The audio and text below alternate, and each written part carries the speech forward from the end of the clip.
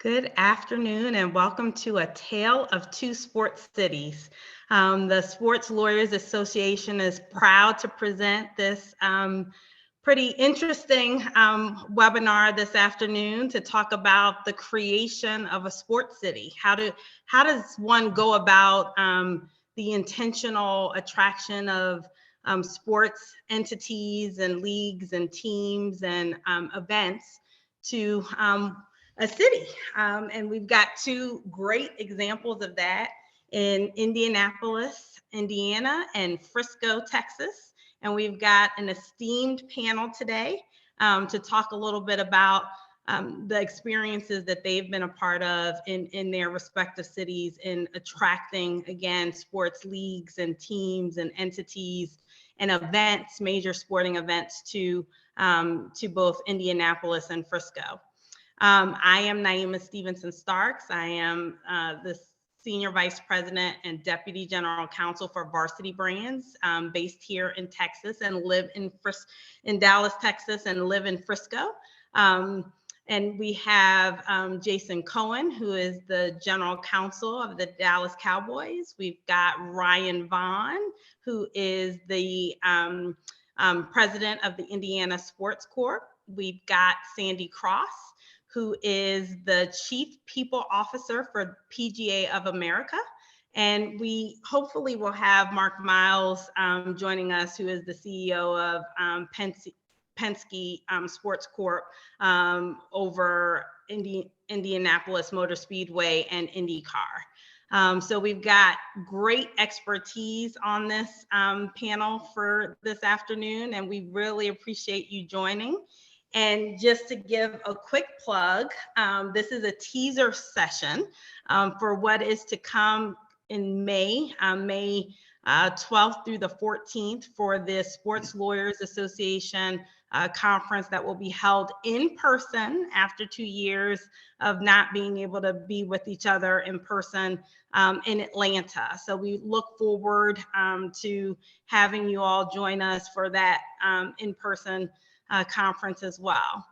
So with that, I'm going to get started, and I think we will start with Ryan in Indianapolis to talk a little bit about the Sports Corp and let us know. Well, before we do that, I want each of my panelists to give a little bit more background than I just did on themselves. So we'll start with Sandy on that. Sandy, can you give us a little bit of your background? And Yep, it's great to be here. Thanks for the opportunity. I'm Sandy Cross. I'm the Chief People Officer at the PGA of America.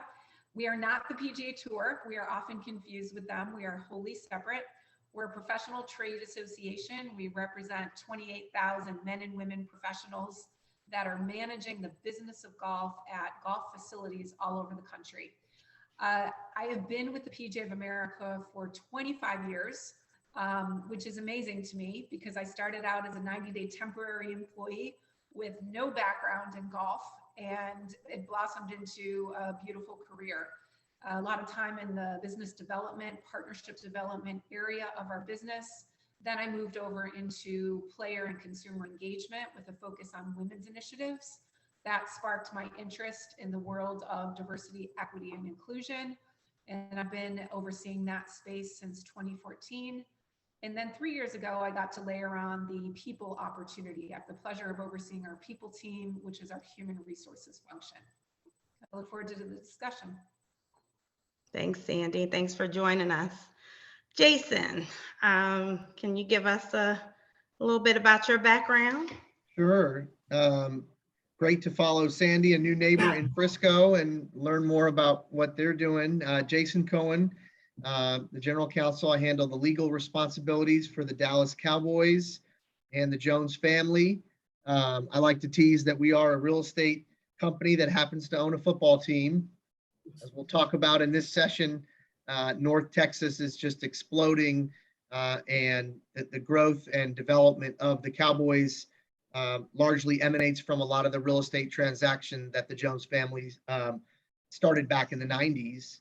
And really excited to kind of talk and highlight Frisco and some of the really creative, groundbreaking work that the city has done that we've been able to do in partnership.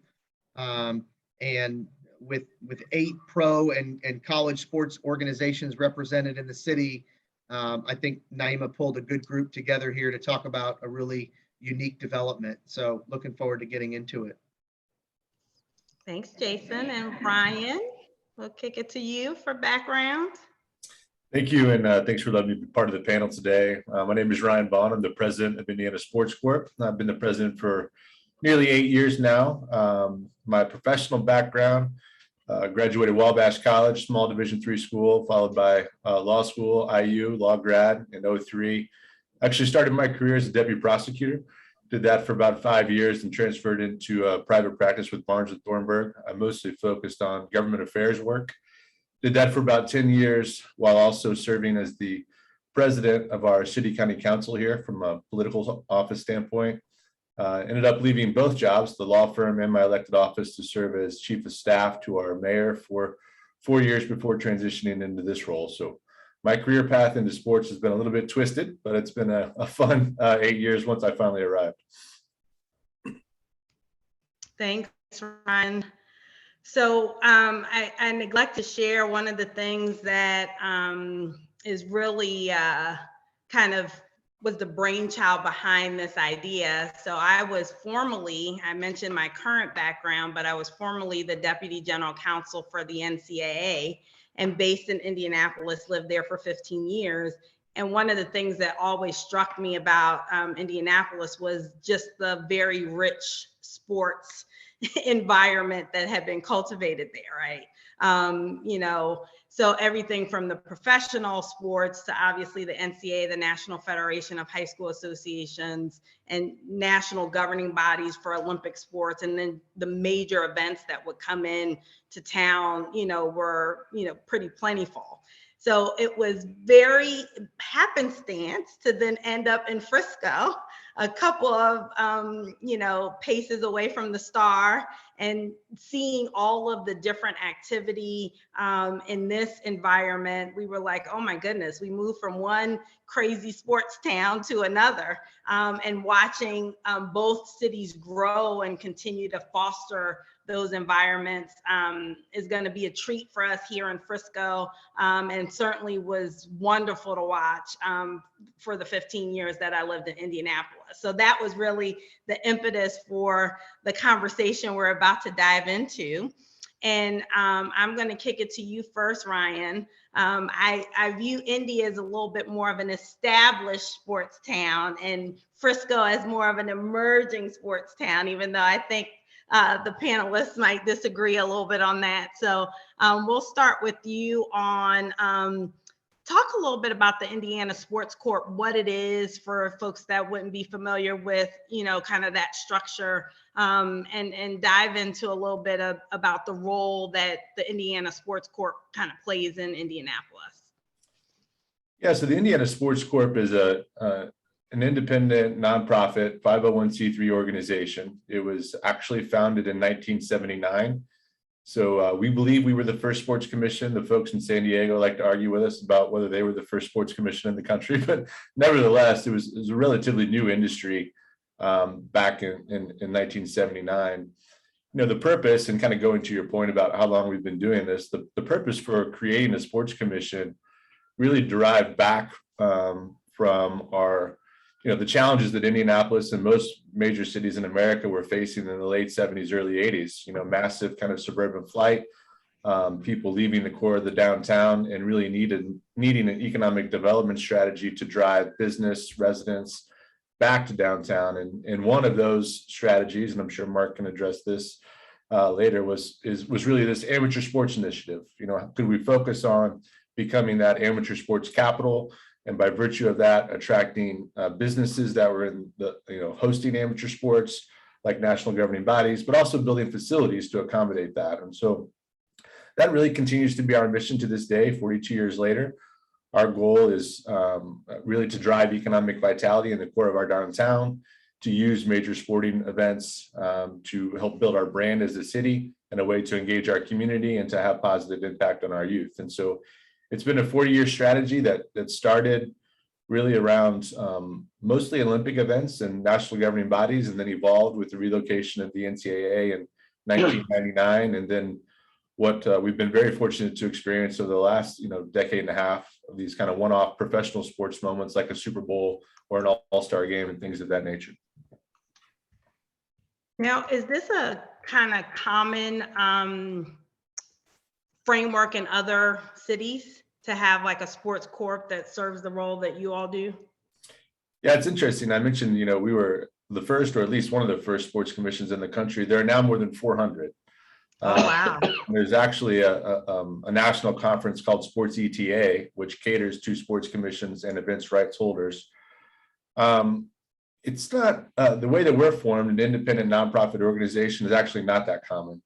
Most of the larger cities have independent nonprofits, but many cities and states have sports commission as a division of or a strategy of a larger tourism effort. So if there's a state tourism office or a city tourism office that runs their convention and business, they may have a strategy which is sports, and it may be branded separately, but it's not an independent legal entity.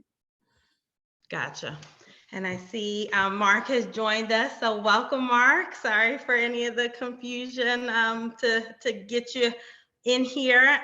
I'll stop real quick, Ryan, and just let Mark introduce himself and give his background for our participants. Apologies for being late to get on. It was that was on me, me and my technical skills. But I'm happy to join you and Ryan and the others on the panel and your guests. My name is Mark Miles. I'm the president and CEO of a company now called Penske Entertainment. We operate the Indianapolis Motor Speedway and the stuff there, like the Indianapolis 500-mile race and the Brickyard 400 weekend, and lots of others. We operate the league, which is the IndyCar series. We have 17 races, basically from late February through the middle of September across the country, essentially in the US, one in Toronto. And then we have a television or a content production company that's called IMS Productions. So everything that NBC shows of our racing is the below the line production is managed by our facilities and our engineers and our people. So that's what we do. My background is an Indianapolis kid who grew up here and did a bunch of stuff, and then accidentally found himself involved in sports, especially sports in Indianapolis. And Ryan started to touch on that history. It really became, it was a lot of tactical entrepreneurial activity I can describe when you're ready, but it became a strategy, I think, over time. Initially, it was an opportunistic set of initiatives. And here we are all these years later. That was all the late 70s. And I didn't have any gray hair back then. And now we're still engaged in it. And it's one of the most meaningful parts of my life, for sure. Well, Mark, that's a great tee up, and Ryan was getting into a little bit of that kind of foundation for Indianapolis, and can speak to certainly more of what that has turned into today. But dive into a little bit kind of those conversations and that intentional development of the pretty robust sport environment that we find in Indianapolis today. Happy to. I was around, but I wouldn't say a prime mover in the late 70s, mid to late 70s, when this all started incubating. There were a number of young professionals who'd finished at Brown or Harvard or Stanford or IU, wherever they went, come back to start their careers and weren't happy with their city. Didn't see it as a fulfilling kind of place that they wanted to live their lives and raise their families in. And they just started working on different ideas, and they weren't necessarily tied together as a coherent strategy. Again, it was more entrepreneurial. One theme, though, was our downtown mattered, and we needed to have major initiatives that helped us build a downtown that would take us from what we used to call Indianapolis or Naptown to a real city that we all wanted to be part of and live in. And one of the threads that was thought about as helping that was maybe hosting sports events and having venues downtown. Now, you got to keep in mind, when this all started, there were 0 downtown places to play sports. The Indiana Pacers and the ABA played in our fairgrounds, which is 4 miles north of downtown. There wasn't a place for professional basketball, football, or any of the rest of it. So it was a long putt to think about a sports strategy. And what happened first, interesting maybe from the perspective of your lawyer participants, was that the law changed in Congress, and it created national governing bodies for each of basically the Olympic sports. And each of the sports was to be governed by a national governing body under the umbrella of the United States Olympic Committee. So overnight, I don't remember the exact number, but let's say 20 to 30 NGBs got created. These are little white collar organizations that run their sport. And one of the things they did, and still do, was determine where their events will be, the events they control. So we decided it would be brilliant to fan out and get to know these folks and see if we could convince them not to all live in Colorado Springs. Maybe some of them wanted to be housed in Indianapolis. And we worked on ways to provide some funding, to provide capital for moving them, and the rest of it. In doing that, we got to know them, right? The staff and the volunteer leadership of many of these NGBs. And we were successful. A number of them moved to Indianapolis, and a number of them are still here. But what happened next is what I consider to be really entrepreneurial. It was great that we were doing that, but basically you got to write a check and subsidize their operation every year, and they'd have 10 or 20 terrific new Indianapolis residents as employees. Then we observed that they do decide about events. And that can be Olympic trials, it can be national championships, it can be whatever it is. And then you realize, well, that's bringing other people's money to Indianapolis, and it's filling up hotel rooms, and it has benefits as a strategy beyond bringing the NGB as an employer here. So boom, we saw an opportunity. And early on, the idea was we ought to do a multi-sport event. Initially, we thought we'd go after the World University Games because that would require us to find a way to build lots of venues. And by the way, they would almost all be downtown if it was possible, or near downtown. And then we did what was then called the National Sports Festival, now the Olympic Sports Festival. That got us very close to the United States Olympic Committee. We did it in a way that I think far exceeded any prior host city's approach and the expectations of all the NGBs and the SOC.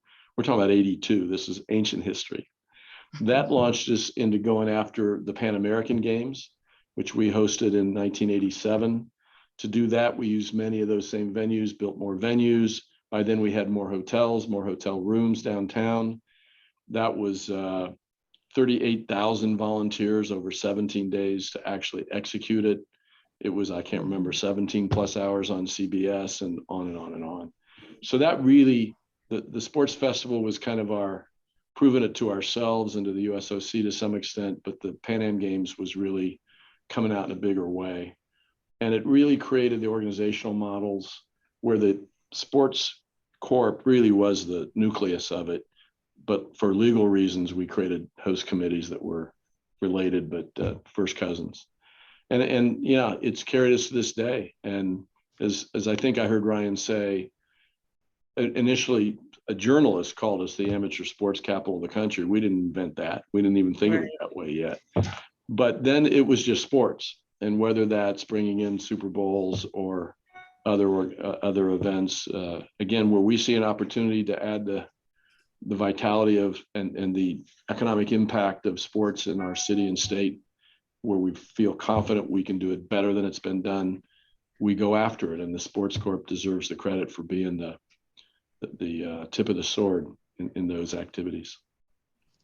Awesome. So Ryan, I'm going to kick one more back to you, and then we'll go to our friends in Frisco to hear a little bit about that strategy. But as Mark kind of said, even today, and, it turned into not just kind of kind of the Olympic model sports and those sorts of events, but really any sporting event, and Indianapolis being an attractive location, really because of the model that had been developed.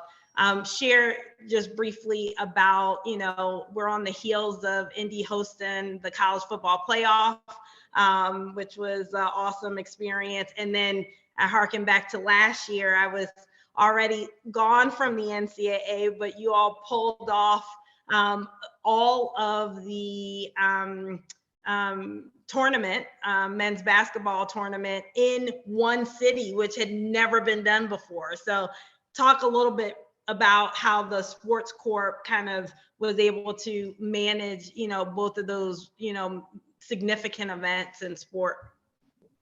I think the key to Indy's success over the years, especially as it relates to these large scale events like a Super Bowl or a college football playoff, and certainly March Madness, which, we had next to no notice on, was a community that works really, really well together. And, a lot of that is frankly born out of the goodwill that was created back in 82 and 87 with the Pan Am Games, where the entire community, not just sort of the leadership of the events themselves, but all of those volunteers that Mark referenced, and the city and the state and the political leadership, recognizing that there's tremendous value to the city and to the state, not only economically, but from a brand building standpoint, to capitalize and execute these events really well. And so, largely the role we play is kind of that of convener. I like to tell people, unlike Mark, I don't own a venue, I don't own a team, I don't own a league, right? What I really, really own is sort of that community spirit and enthusiasm to host these events and what they're capable of achieving in our community. And so when it comes to, how do you pull those things off? It's really being that convener in the community that brings those key players together. It's the venues, it's the teams, it's the city, it's the state, it's the volunteer leadership that, and these are professional folks who give up their time to really not only envision the event, but then spend the time to executing it. And that's really been our secret sauce, I would say, certainly for the 8 years I've been here. But, I'm really kind of building on the big blocks that were here when I came into the position. So. Awesome. Well, thank you from our Indy side, and we'll come back and do a little bit more exploration. But I want to give our Frisco friends, my new home, some time to talk about the strategies there. And I think I'll start with you, Jason. From our conversations, I know that the Star and what it is today was at the very beginnings. I think that might have been one of the first things that you worked on when you became general counsel.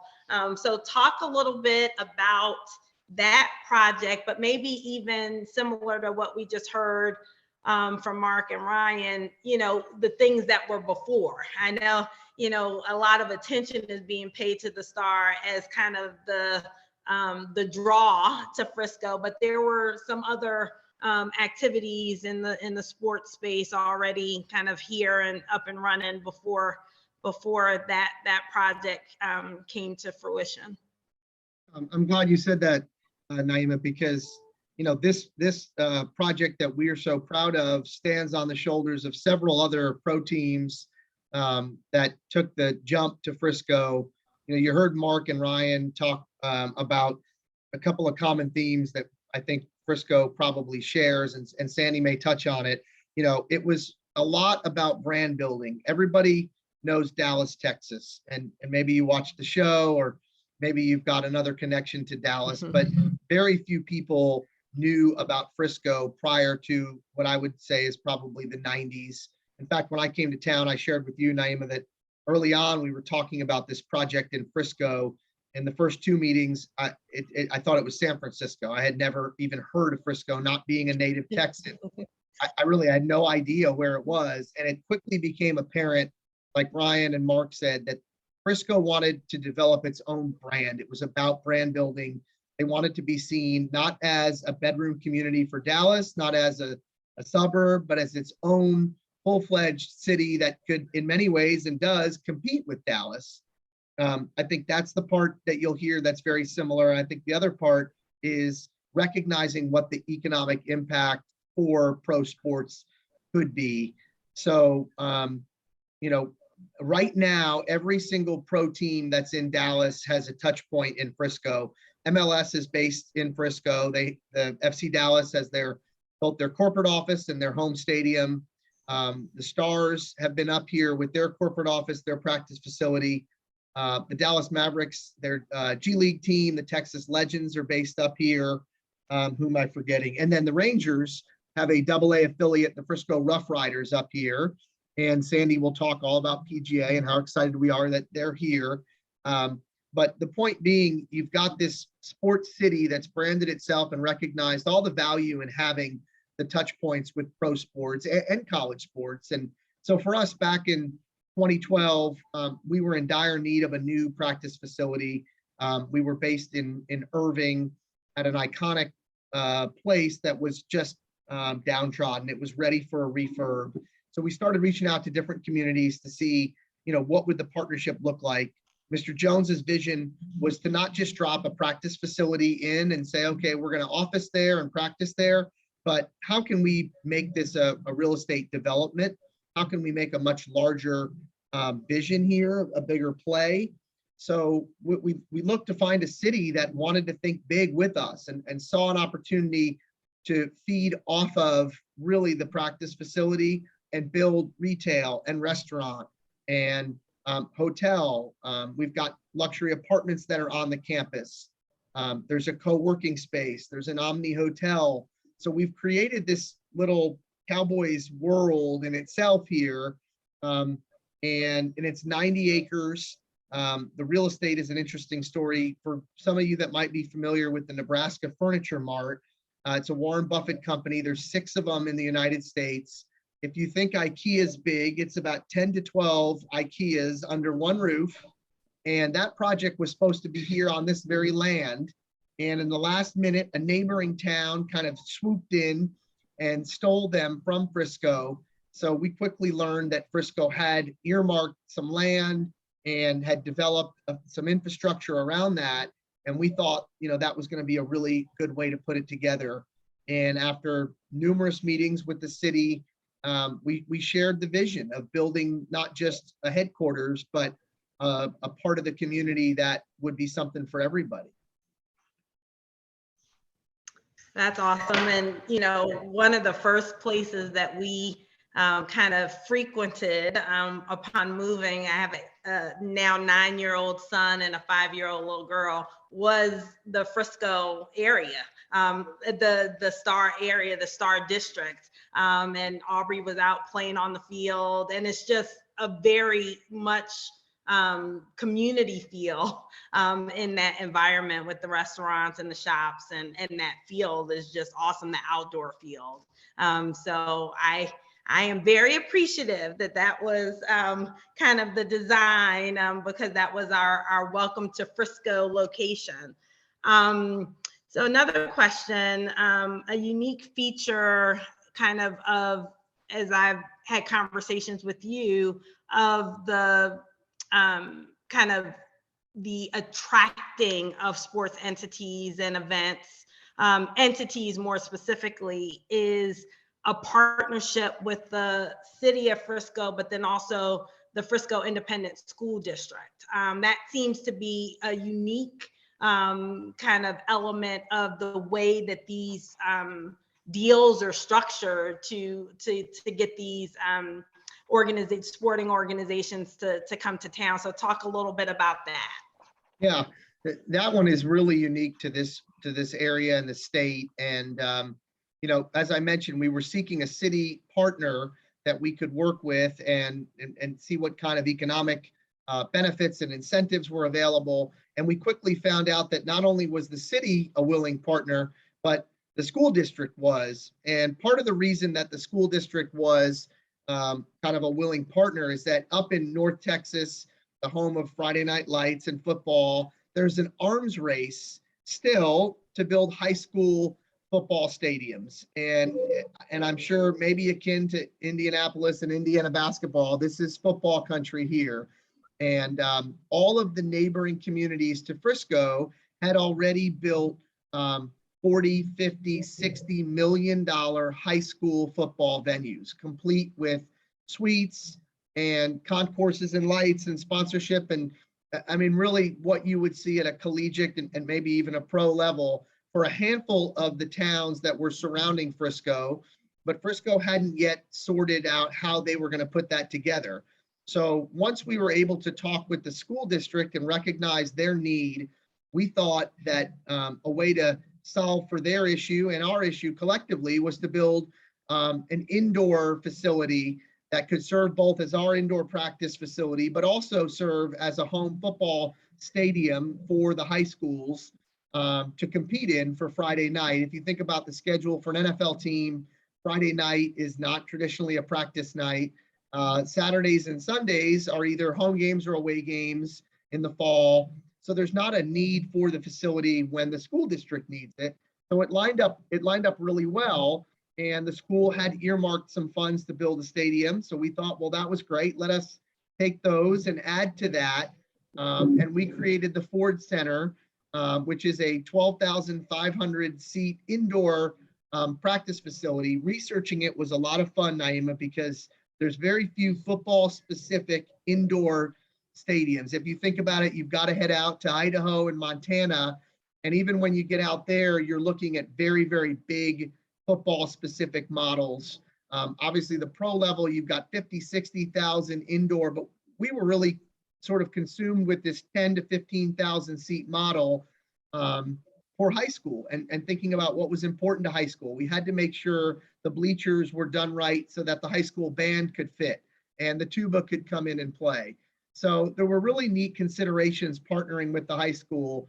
And sure enough, when we opened up back in 16, Friday afternoon, Tony Romo's walking off the practice field and heading to the locker room on our side, the Cowboys side of the facility, and literally kind of crossing over the field at the 50 at the Star.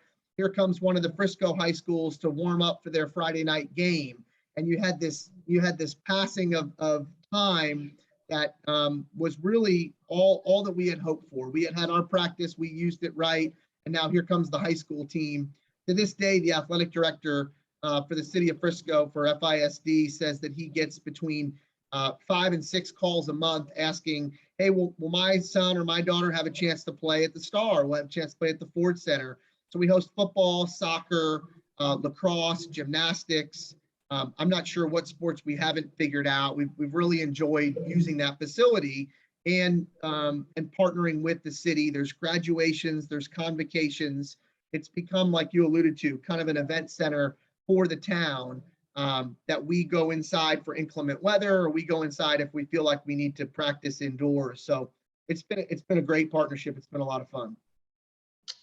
Wonderful. So we got a little bit of Indy perspective. We got how, kind of Frisco got going in this Sports City USA race and the addition of the Star District. And so now Sandy, as one of the newest residents in the Frisco area in terms of PGA of America, talk a little bit about what was appealing about Frisco as the PGA of America was thinking about moving from Florida to a new location, and walk us through that process a little bit, especially from your vantage point as the chief people person officer, because you want to make sure your employees are happy and thriving. So your perspective on this and what attracted you and PGA of America to Frisco will be, I think, really valuable for the audience. Sure, I'm happy to. The process started 6-8 years ago. And we, as you mentioned, we were based in sleepy little South Florida, West Palm Beach area, just north of there. And we had outgrown our space, frankly. And we started to look all over the country for a new home. We looked locally, we looked in Palm Beach County, but we did an RFP to 60 plus markets around the country. Wow. And Frisco and 2 others very quickly rose to the top of the list, but most notably Frisco. And Jason talked about it. Their vision to become Sports City USA is something that we really bought into and wanted to be a part of. In addition to that, I mentioned in my opening comments that we're a professional trade association representing 28,000 men and women professionals all over the country. We felt it was important for us to be centrally located in the country. You know, the idea of top 5 major media market, DFW International Airport, where we're 1 flight away basically from anywhere in the country. That was really meaningful to our people. We're a very heavy business travel company, but also meaningful to our PGA members who travel in to our home office in Frisco for their education.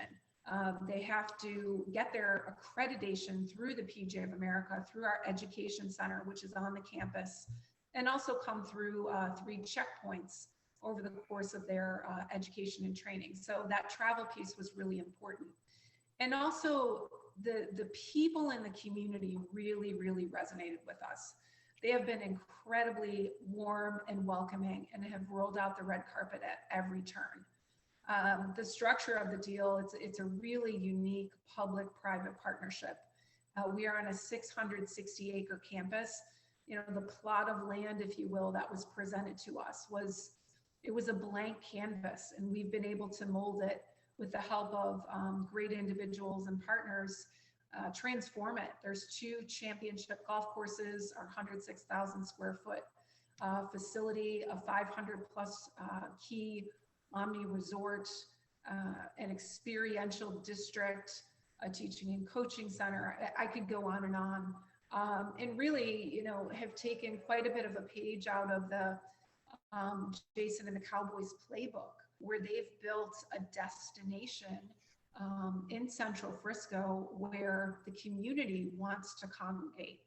All individuals from all backgrounds, all ages, all stages, football fans and players and, you know, golfers and non-golfers alike. Anyone can enjoy the experience at PGA Frisco, regardless of their interest in the sport or even playing the sport. There's truly something for everyone. You touched on the partnerships. It's been incredible with the city of Frisco, the Omni, the Frisco Independent School District. We're super excited to host their kids on a regular basis. We're going to be their practice facility. We're also going to host some of their tournaments on an annual basis. All of those elements are part of the partnership agreement. So it's just a really exciting project, and our people are really excited to be part of it. We'll finally move in on April 19th, so we're getting super close.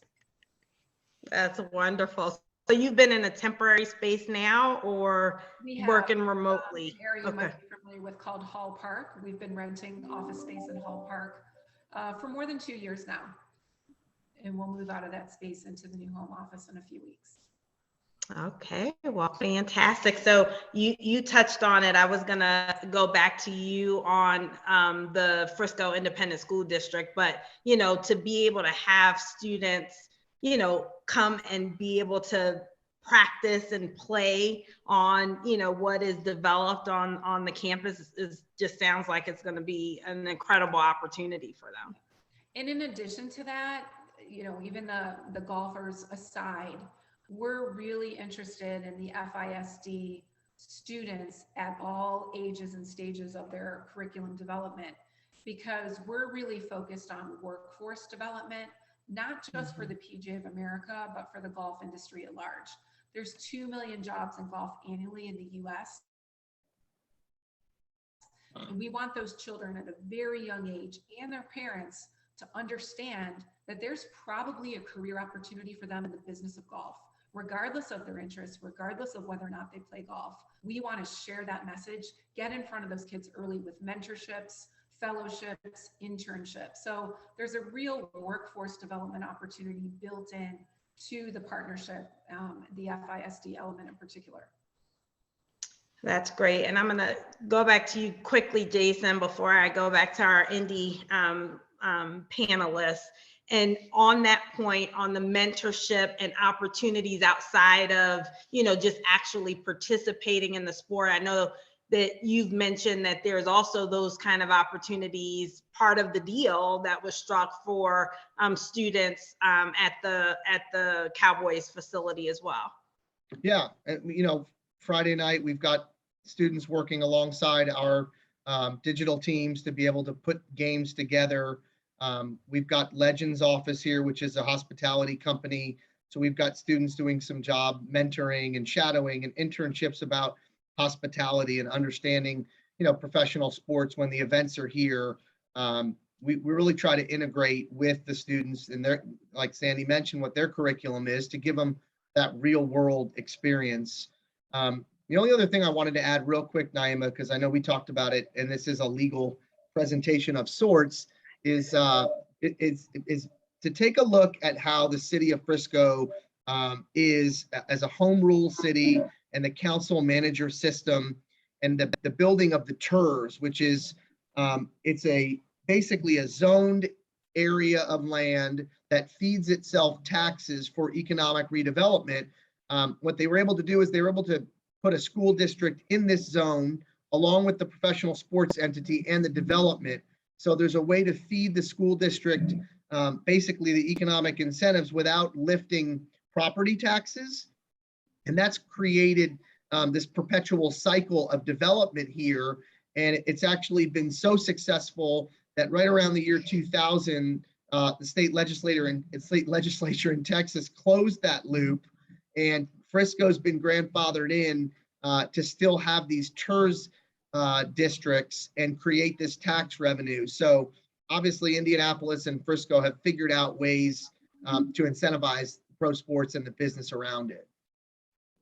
That's awesome, and I'm glad you mentioned that, because for the lawyers on the call on this webinar, it is a interesting kind of wrinkle, so to speak, that has helped Frisco immensely in its ability to attract entities to the city. So, and now it's been shut. So other areas of town won't be able to kind of walk through that door in quite the same way. So they're gonna have to think of other creative ways to attract people to their cities. Okay, so Mark, I'm gonna flip back to you for a moment. How, I know you touched on it in a very broad stroke, but how has IndyCar and the Indianapolis Motor Speedway, kind of iconic establishments for and synonymous with, kind of Indianapolis sport, how has that helped foster what came after it, and what part has that played in your mind in attracting other entities and events to the city of Indianapolis? Well, I'm happy to speak about that, but I can't resist the opportunity to say to Jason, think about Frisco branding, think about Monaco and the F1 race there. Think about St. Petersburg, Florida, IndyCar around the marina, Long Beach, California, where we are on a temporary circuit in 2 weeks, and Tom Garfinkel at the Hard Rock Stadium in Miami. His theory is we ought to be thinking about doing street races around stadia where they're less complicating of the logistics of a community. So Look at it. we got to trade numbers, dude. I got an idea for you. Okay, so that will be the next panel, which is the marriage of two sports cities and how they come together. Anyway, we'll talk. But to your question, it's funny. I think we were a one-trick pony. Indianapolis, Indianapolis. If we were known outside of central Indiana anywhere, it was probably for the Indianapolis 500-mile race, and it was known, had at least name recognition, some brand value everywhere. I think that's increased over time, but it was true since 1911.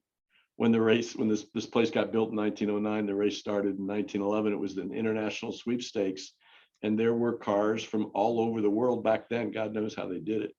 So it was the iconic sports thing, and it wasn't part of a strategy. It kind of kept to itself in many respects. But I think it allowed the policymakers and the civic world here to understand the power of sports and what it could look like in other applications.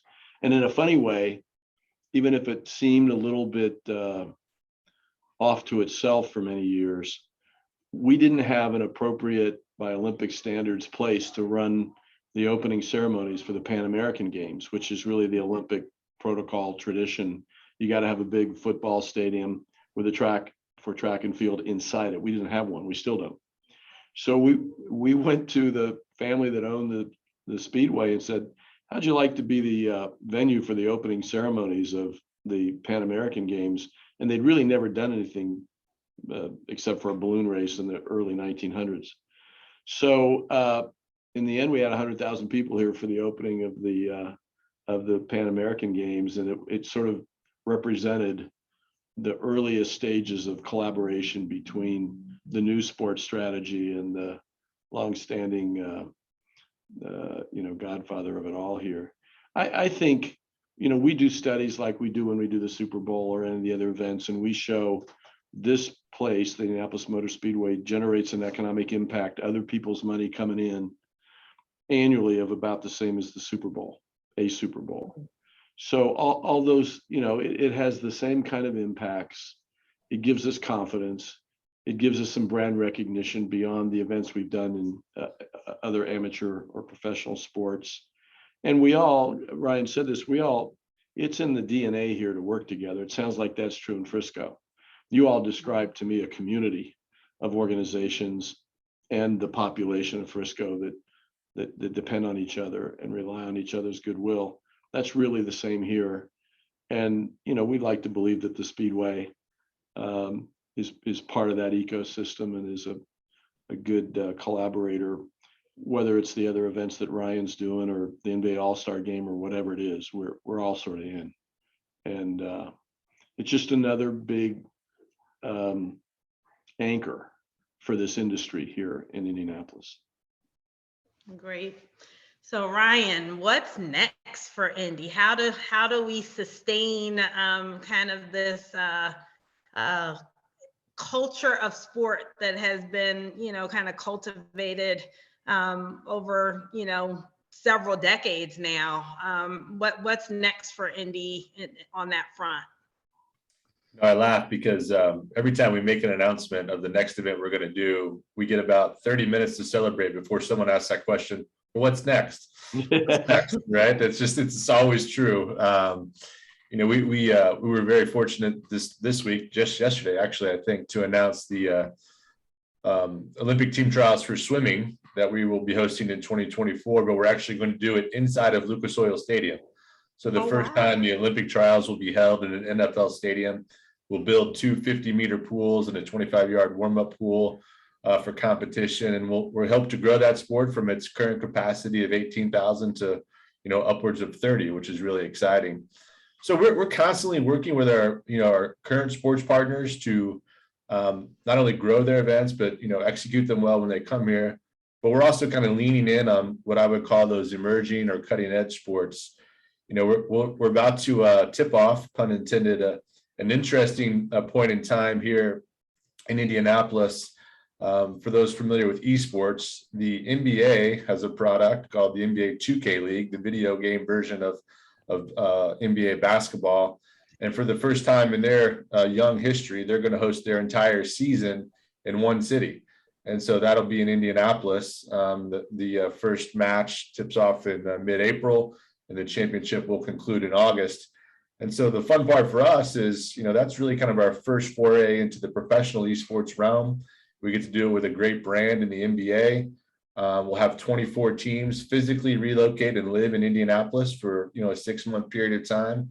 And we really look forward to not only helping the NBA grow that, but also as a community, learning about a whole new area of sports that continues to sort of grow at an incredible pace. And so, those are the type of activities that we engage in to answer that question, what's next? It's always and, not or, right? We don't leave our core partners behind. Our governing bodies are fantastic. The NCAA is an incredible partner. So is the Big Ten Conference.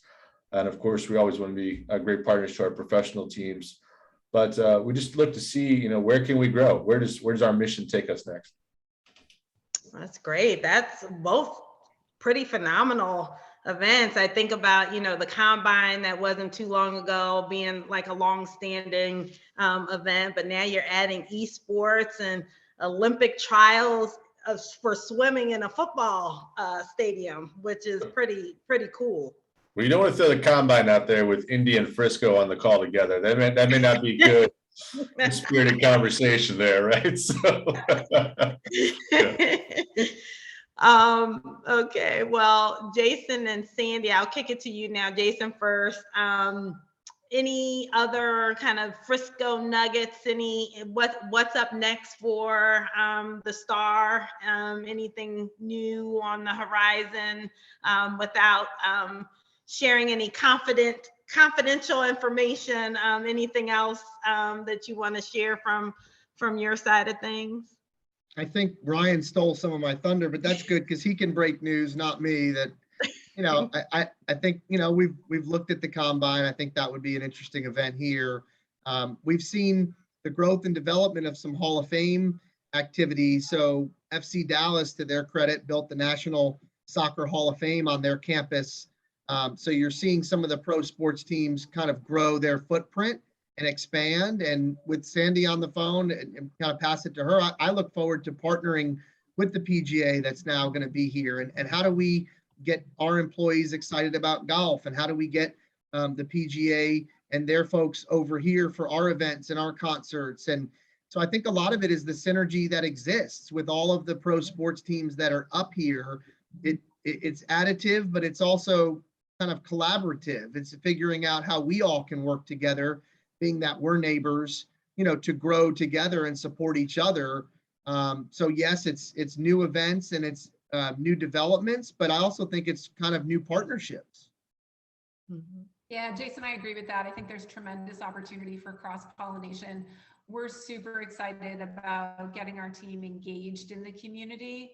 They live here, they work here, they play here. How can they get engaged in volunteerism and give back? And you all have clearly been a leader, you and your team members, from a volunteerism perspective in the community. So we want to follow closely in those footsteps. We're incredibly excited in terms of, what's new for us is just bringing the campus online. We'll host 26 championships over the next 12 years on that property. So lots to come. We're excited about engaging small, locally owned, diverse businesses and the procurement opportunities that exist, not only around our business operations, but probably in a larger capacity around the championship operations. A lot of opportunity for that in terms of diverse suppliers, procurement, and then, as I touched on earlier, just continuing to develop the workforce of our own through the local market, as well as for the golf industry more broadly. Okay. Well, this is the time where if there are any Q&As, any questions that our audience has, I am happy to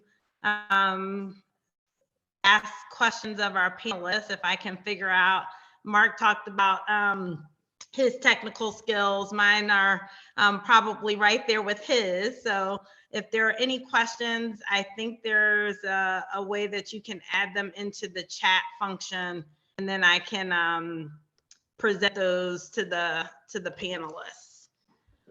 I have one more, and this one is for you, Ryan, and you've touched on it a little bit over the course of the conversation, but how is the partnerships with the various, you talked, I think about, kind of working together in the community, but how do you work with kind of the Colts and the Pacers, and how do they feed into the work of the sports corp? Yeah, they're integral supporters of what we do, as you might imagine. From a actual day-to-day work, we have next to nothing to do with sort of their regular season, postseason kind of operations. They have great event staff, much like Mark does at IMS. But when they're not playing their primary sport, their primary venue, they're trying to fill those venues with other opportunities. And that's really where we kind of plug in. So, we play the Big Ten football championship at Lucas Oil Stadium, and we partner with the Colts to make that possible. The same is true with, all of the basketball that we do here in Indiana, whether it's NCAA or Big Ten, and we have to work with what was Bankers Life, which is now Gamebridge Fieldhouse, and so they're great supporters of ours. They understand the importance of these events outside of their primary business function, and they want, it's to their own personal benefit or professional benefit, I should say, and that of their sponsors to bring a variety of different kind of events into those venues. So those relationships are absolutely critical. If everyone wasn't on the same page, doing my job would be next to impossible. So, they all serve on my board. They all advise on what events we should collectively chase. They financially contribute to chasing those events. And so, the leadership of those organizations have been a part of this city for, 40 plus years. I mean, Pete Ward with the Colts, moved here with the Colts. Rick Fuson, who is my board chair and the CEO of Pacer Sports and Entertainment, has been with them since the mid 80s. So these are people and organizations that have been part of becoming who we are as a city, and they're certainly vested in my organization's success. Oh, that's great. Okay, well, this has been phenomenal. I think we've learned a lot about Indianapolis and Frisco and the sports prowess of both. I think we might have even started the beginning of a deal, for some racing to happen in Frisco. So I think this has been incredible. I want to thank you all for, giving us your time on a Wednesday afternoon, early evening for this discussion. I hope that this has generated some interest for the folks out there to join us in person in Atlanta for the conference. Again, that's May 12th through the 14th. We'll have sessions like this. And really the thing that I love about SLA is you get access to folks like this as well. The panelists that we have here, and just to get to hear interesting stories and, kind of a field that we've all, spent quite a few years in and around in sports. So looking forward to again, being in person this year, and really appreciate our panelists, and then you all for joining on a Wednesday afternoon. Thank you. Thanks for having us. Thank you.